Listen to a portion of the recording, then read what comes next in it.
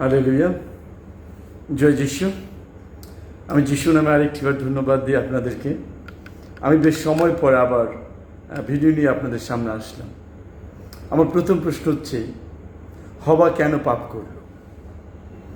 কি কারণে হবা পাপ করেছিল? আমরা যদি আদি পুস্তক 3 অধ্যায় 1 থেকে 7 পদ পর্যন্ত দেখি, সেখানে দেখতে পাবো আমরা মানব জাতির পাপে পতন। কিন্তু কোন পরিস্থিতিতে হবা পাপ করলো, আমি এই বিষয়ে নিয়ে 2টো ভিডিও করব। প্রথম ভিডিও হচ্ছে যে হবার দুর্বল দিকটা কি ছিল। আমরা জানি যে বাইবেল বলে যে সদাপ্রভুর নির্মিত সমস্ত ভূচর প্রাণীদের মধ্যে সর্বাপেক্ষা খল ছিল। সাপ সরাসরি এসে হবাকে বলে নাই, হবা তুমি এই ফল খাও।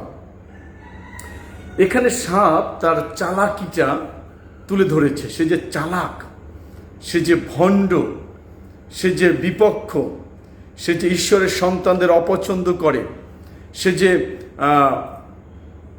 একেবারে প্রতারক, তার একটা পরিচয় দিয়েছেন।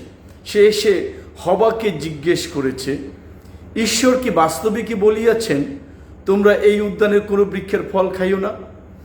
এমন একটা প্রশ্ন করেছে যে প্রশ্নের জবাবে হবা ইয়েস অর নো যে কোনো একটা তাকে দিতে হবে। যে কোনো একটা, হয়তো ইয়েস বলতে হবে, নতুবা নো বলতে হবে, হ্যাঁ বলতে হবে, নতুবা না বলতে হবে।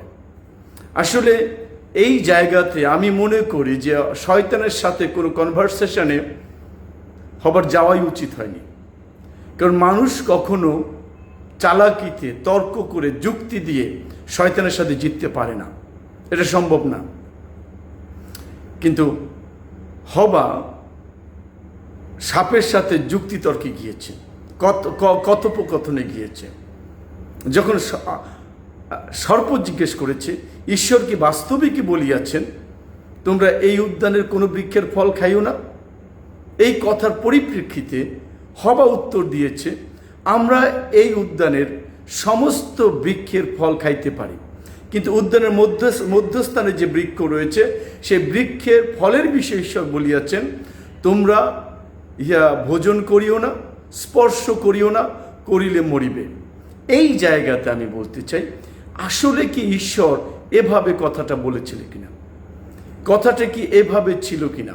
আমরা যদি আদি 2 অধ্যায় 17 পদে যাই, সেখানে ঈশ্বর বললেন, ঈশ্বর আদমকে বললেন, তোমরা এই বৃক্ষের ফল ভোজন করিও না, করিলে মরিবেই মরিবে। তাহলে এই জায়গাতে হবা যেটা করেছে সেটা হচ্ছে এই ঈশ্বরের বাক্যে ভাঁজ দিয়েছে। অর্থাৎ স্পর্শ করিও না ঈশ্বর বলে নাই, কিন্তু হবা এখানে যোগ করেছে স্পর্শ করিও না। দ্বিতীয় কথা হচ্ছে ঈশ্বর বলছেন মরিবেই মরিবে, শিওরলি ডাই, কিন্তু এখানে হবা সেই রস্যইটা তুলে দিয়ে বলছে মরিবে। অর্থাৎ বাক্যের যে শক্তি, বাক্যের যে জোর, সেই রস্যইটা কেটে সেই বাক্যের আবেদনটাকে দুর্বল করে দিয়েছে। আর এই সুযোগটা শয়তান নিয়েছে। আমরা মানুষ সাবধান হই, ঈশ্বরের বাক্যে যেন আমরা ভাঁজ না দিই, ঈশ্বরের বাক্যে যেন আমরা কাটাছাটা না করি। ঈশ্বরের বাক্য যেভাবে আছে, যেভাবে পবিত্র বাক্য বলেছে, সেইভাবে যেন আমরা ঈশ্বরের বাক্যকে তুলে ধরতে পারি। নতুবা শয়তান আমাদের এই দুর্বলতার সুযোগ নিয়ে আমাদের মধ্য দিয়ে পাপ কাজ করিয়ে নেবেন। ঈশ্বরের অবাধ্য, ঈশ্বরের নিষিদ্ধ কাজ আমাদের দিয়ে করিয়ে নেবেন। হবা বাক্য কথনে দুর্বলতা দেখিয়েছে। আজকে আমাদেরও আমি অনেক জায়গায় দেখেছি বাক্যের ভাঁজ দেওয়া, বাক্যকে নিজের মতো করা, বাক্যের সাথে যোগ করা, বাক্যের সাথে বিয়োগ করা। কিন্তু আমি বলতে চাই, আমরা যেন সতর্ক হই। যদি বাক্যকে ভাঁজ দিয়ে বাক্যকে নিজের মতো উপস্থাপন করি, তাহলে সতর্ক হই, শয়তান আমাদের ট্র্যাপে ফেলবে, শয়তান আমাদের পাপের খাদে ফেলে তার সুবিধা হাসিল করে নেবে। তাই আসুন আমরা যেন ঈশ্বরের বাক্যে ভাঁজ না দিই। Amen, amen, hallelujah.